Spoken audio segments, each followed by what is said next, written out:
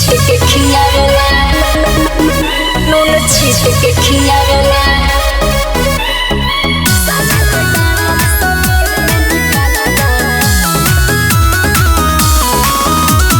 छीट के खियावेला, नून छीट के खियावेला।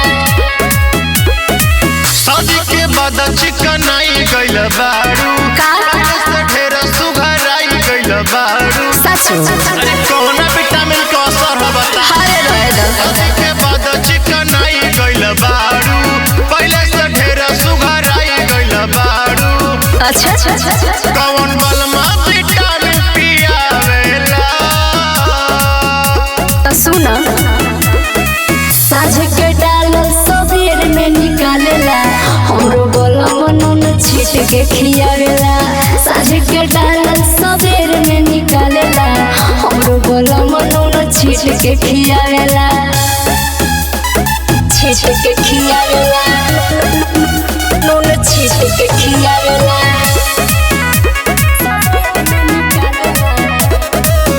नून छीट के खियावेला। हमरा जवानी पकेयर करेला, काजू छोहारा खियावेला। तबे तो रोजे बलनुआ हो हमर से के मजा उठावेला। अरे लागत कि दोनों बेरा से ऑन होता। हमर जवानी पकेयर करेला, काजू छोहारा खियावेला।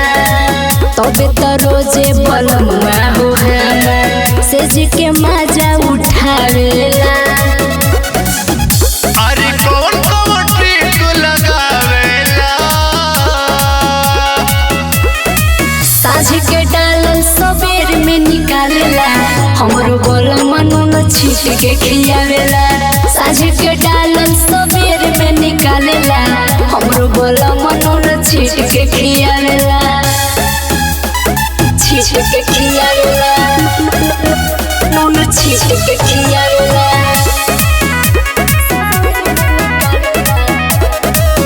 नून छीट के खियावेला। बड़ा रसीला हहुडू बोलनुआ, राती के जिम करावेला। फिटनेस बनल रहे, पतले कमरे रहे, चनाया गुड़ खियावेला। अरे जिया हो करे जब फिटनेस बनल रहे। बड़ा रसीला हहुडू बोलनुआ, राती के जिम करावेला। फिटनेस बनल रहे, पतले कमरे रहे, चनाया गुड़ खियावेला। सोनू सरगम हो कैसे जियावेला। साझ के डालल सबेर में निकालेला, हमरो बोलम नून छीट के खियावेला। साझ के डालल सबेर में निकालेला, हमरो बोलम नून छीट के खियावेला।